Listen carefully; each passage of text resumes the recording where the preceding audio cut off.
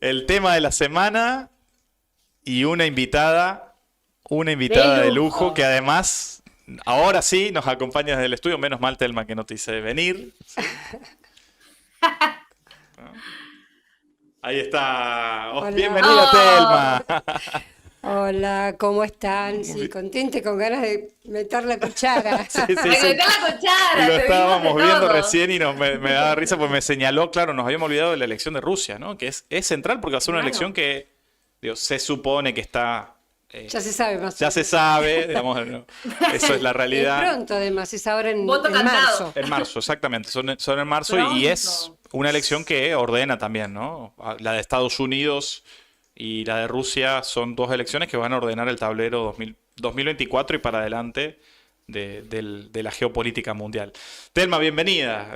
Bueno, muchas La verdad que es un gracias. Ahora placer. sí, Telma. Sí, sí, sí, sí. Sí, había habido un intento fallido con cortes de luz y otras cosas, pero bueno, acá estamos, Acá por estamos. Acá suerte.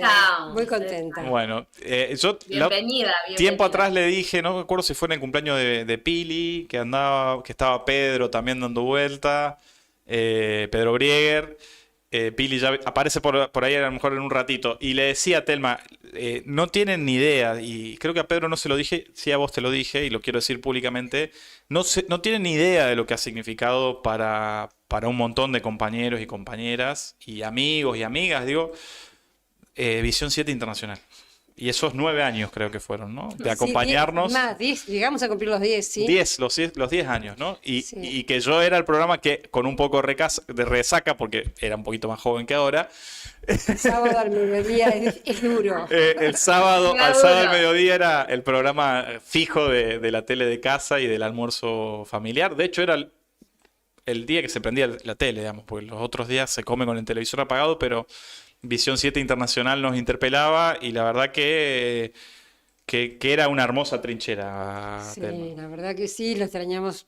Bueno, Eh, supongo que Pedro y Rulo el también, rulo. pero yo lo extraño un montón y además lo extraño cuando veo nuestros programas de televisión también, tanto de aire como de cable, porque hace falta un contexto internacional que es pobrísimo y que entonces distorsiona lo que está pasando en Argentina. Es decir, Exacto. no le da el marco total para entender muchas de las cosas que están pasando, que se deciden, lo que se puede hacer, lo que no se puede hacer.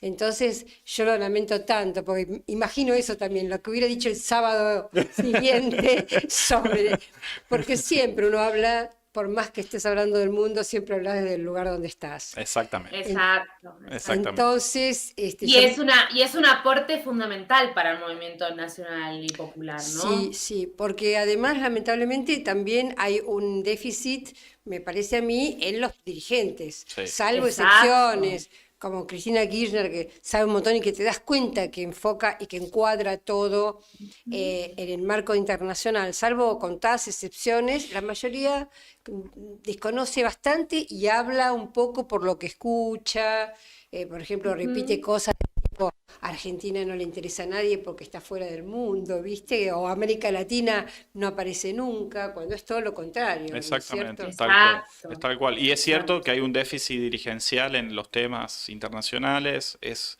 evidente. A O ver, muchas veces confunde, ¿no? claro, Charlábamos en algunos incluso, programas cuando sucedió lo de Palestina, encontrando dirigentes que tienen un empuje muy fuerte dentro de nuestro movimiento, ¿no? Y que salieron a posicionarse a favor del sionismo, ¿no? Entonces, Sí, eso repiten, también preocupa. repiten. Claro, repiten lugares comunes porque no tienen, bueno, es el poder de los medios también en ese sentido, pero cuando no exacto. tenés un conocimiento sobre el tema, apelás a ese sentido común que por supuesto está súper ideologizado. Sí, sí, sí, no. Y el propio presidente, tiempo atrás, a ver, que uno no puede compartir nada y que se horroriza, pero tiempo atrás a mí me llamó la atención un posteo de Carlos Maslatón, digamos que lo conoce al presidente, que lo ha tratado, y a mí me impresionó porque dije, bueno, estamos ante alguien que en las antípodas nuestras elige y decide jugar en un escenario político, internacional, diplomático, geopolítico, económico, mundial. Y la verdad que el posteo de Carlos Maslatón era tremendo porque decía él estaba con el tema judío, Maslatón es de religión judía, y dice Maslatón, yo le regalé un libro de la historia de los judíos, creo que es el de Johnson, que es uno de los más conocidos.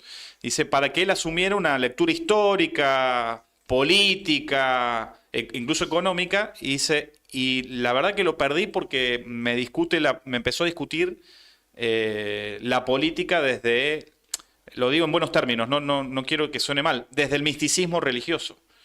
Entonces, es gravísimo lo que pasa, porque ni siquiera hay una lectura certera en términos de ciencia, ¿no? En términos de un poco poner claridad conceptual en los hechos, en la historia.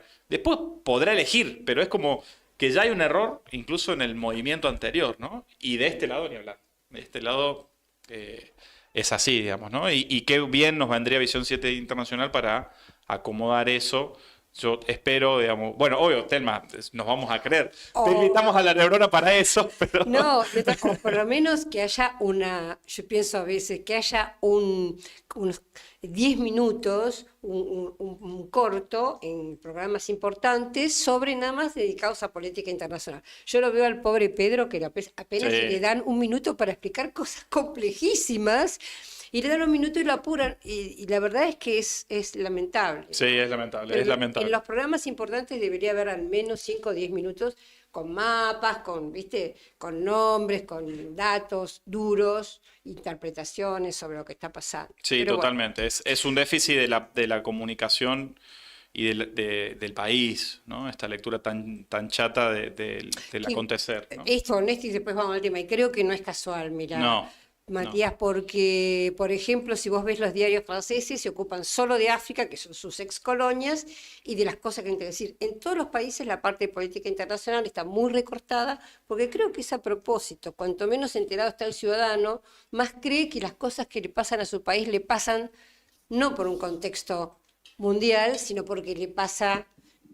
Yo que no soy tan joven como ustedes, me acuerdo perfectamente que en la época de Menem, por ejemplo, todo el mundo creía que lo que estaba pasando en Argentina tenía que ver con la Argentina y no pensaba ni en el neoliberalismo, ni en el mundo post caída de la Unión Soviética. Es decir, todo el mundo creía que era porque nosotros éramos corruptos. claro. Exacto. Y es impactante, pero bueno, los convencían. Y que, por supuesto que tenía que ver con un movimiento global, no tenía que ver Exactamente. solo con la Exacto. Argentina. Sí, exactamente. Y Sí, y con perdón. ese, ¿no? El neoliberalismo atravesándolo todo, ¿no? Y recortando, o si se quiere, mostrando una parte de la realidad, que por ahí eso es lo que ahora estamos señalando, ¿no? La importancia de que no nos vuelva a pasar lo mismo, o sea, que podamos nuevamente conectar lo que nos pasa en las casas chicas, en las patrias chicas, ¿no? Pero con una visión de entenderlo a nivel regional y entendiéndolo en términos de lo que sucede a nivel global, ¿no? O sea, de poder hacer ese movimiento dialéctico, ida y vuelta. Ujú, así es. Sí, Así fue es. un momento de fractura, ¿no? Un momento donde Exacto. empezamos a ver un nuevo mundo y, bueno, se vio mucho tiempo después de qué se trataba por esto, por creer cada uno. Pues yo en ese momento cubría Rusia mucho, la caída de la Unión Soviética, y yo escuchaba Boris Yeltsin, estaba en ese momento en el poder, y decía exactamente las mismas cosas. No, la culpa es de nosotros los rusos porque tuvimos... Entonces, siempre era la culpa y que había que pagar con la famosa medicina amarga, que era el neoliberalismo, ¿no? Entonces, Claro. era impactante.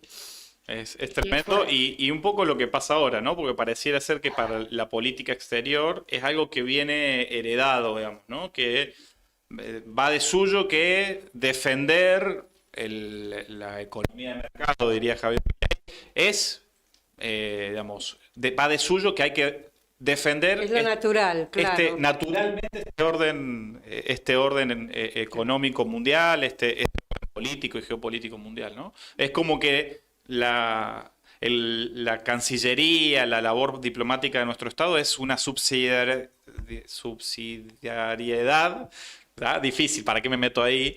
Una subsidiaria. Una sucursal. De la política económica, ¿no? De la política Claro. económica. Es tremendo. Pero bueno, vamos a entrar en tema, Bueno, Telma, y vamos. aprovechando. Nosotros, bueno, creo que te lo conté la otra vez en la previa del programa Frustrado, que estamos, por suerte, levantando con alegría hoy. Cachi, no hicimos la presentación de Telma, no sé si querés hacerlo brevemente, Pero porque dijiste algo de Visión 7, pero contá además. es una amiga, columnista, periodista internacional, no sé qué, de profesión, comunicadora o Yo soy egresada de letras. de letras. Licenciada en letras de la UBA. Extraordinario, Sí, extraordinario. sí. Wow. Y bueno, y devení en periodista por cosas de la vida. Primero por cuestiones económicas, viste, en aquella época como profesora de la facultad no se ganaba nada. Ahora tampoco. Ahora, Pero más te digo. Y bueno, y después porque me atrapó la profesión de periodista, viste, la verdad Sí. es esa, sí. Bueno, y aparte periodista de investigación, que no, siempre... no requiere presentación. Ya después vamos a mostrar algunos chivos de Telma, que está bueno, que son libros muy interesantes. ¿Sí? Uno lo tengo en casa, así que lo compré, así que, Ahí va. pero la verdad que es una analista internacional y de la política en general extraordinaria, con una lectura con mucha integralidad, porque maneja temas económicos, temas geopolíticos, temas diplomáticos, temas de construcción incluso sociológica del mundo. A mí me llamó la atención el título de uno de tus últimos libros en ese sentido. Es un analista potente que además no requiere presentación, por eso yo ya estaba salteando. Ya lo das por sentado.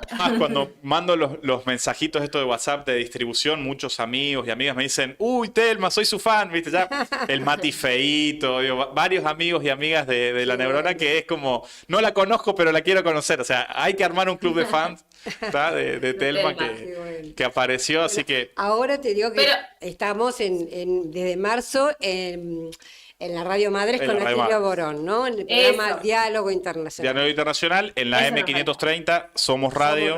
Sí, los sábados.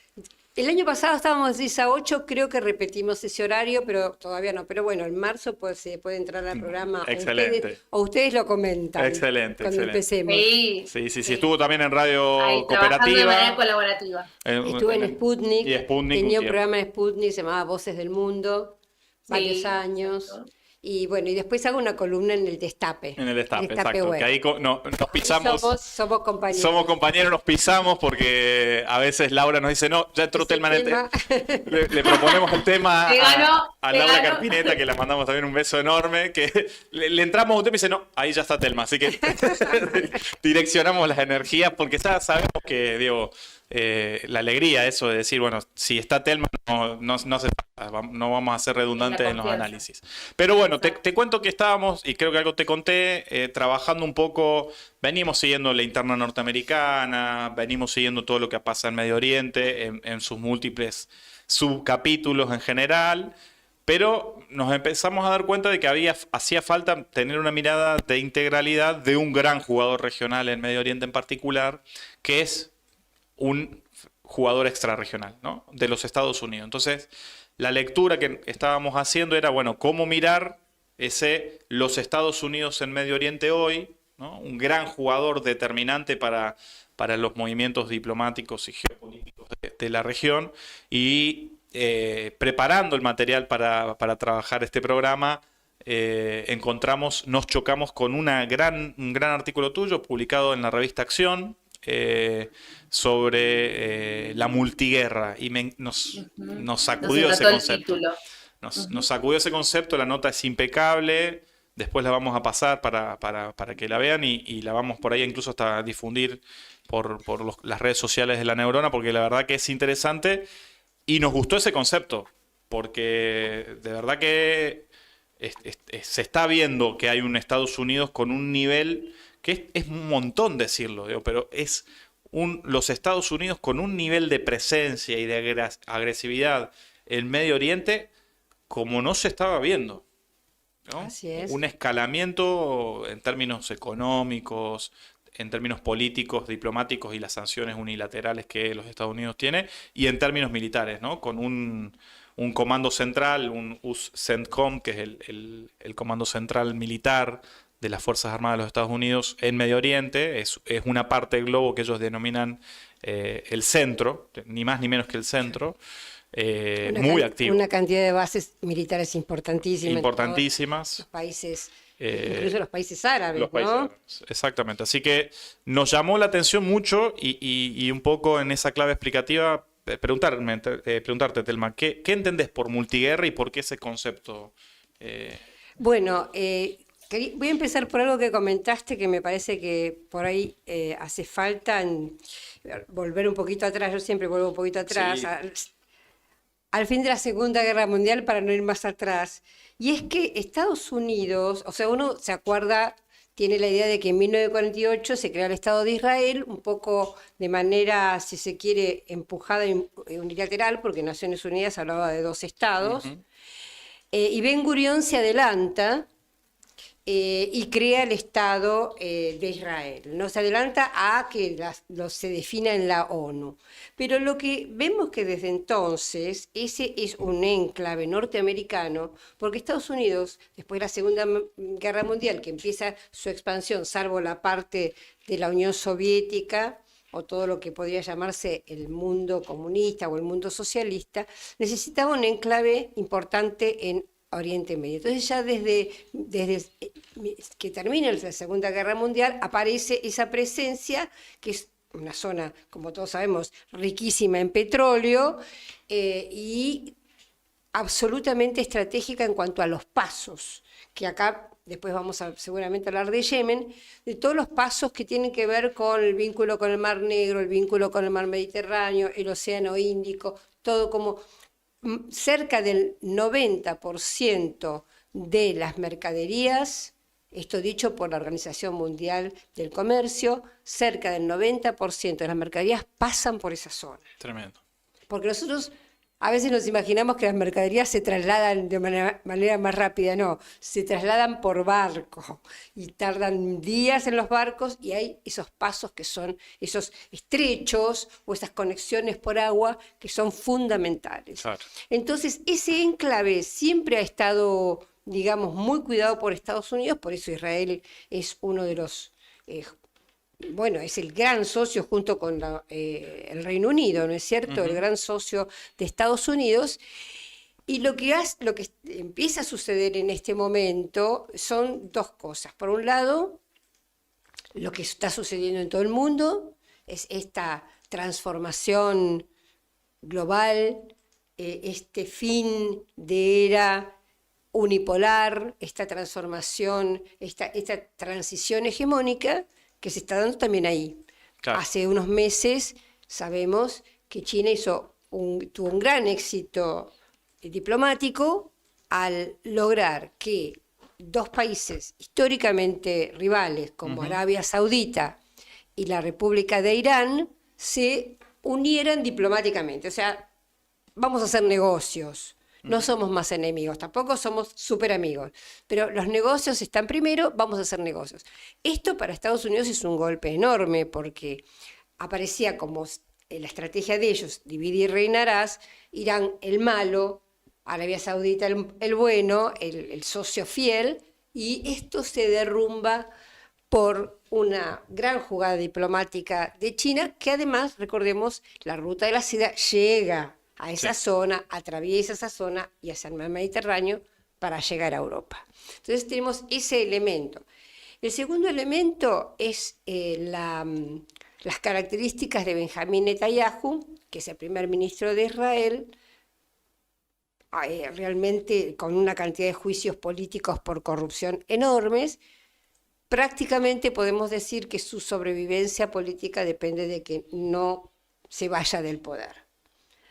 Entonces vemos que Benjamín Netanyahu tiene una, digamos, entre comillas, desobediencia respecto a lo que Estados Unidos planifica y dice, bastante importante. Claro. Entonces, Estados Unidos se encuentra en un momento de, digamos, de debilidad, por supuesto todo esto entre comillas, porque no deja de ser la potencia más y militar incluso más grande del mundo, pero con un momento de debilidad en donde su máximo aliado, Israel, empieza a tomar decisiones que tal vez no sean exactamente compartidas, digamos, como que no convergen como convergieron históricamente los intereses de Estados Unidos y de Israel. Esto marca una situación compleja para Estados Unidos y yo creo que esta forma, y acá voy a lo de la multiguerra,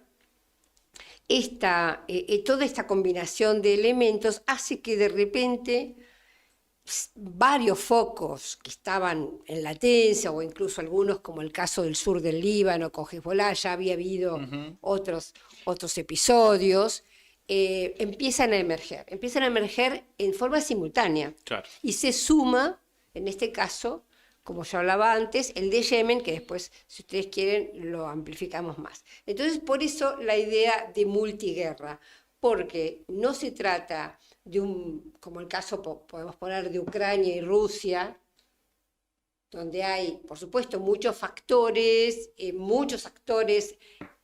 algunos protagónicos, otros no, pero hay una guerra que podríamos decir al estilo, si se quiere, tradicional. Sí.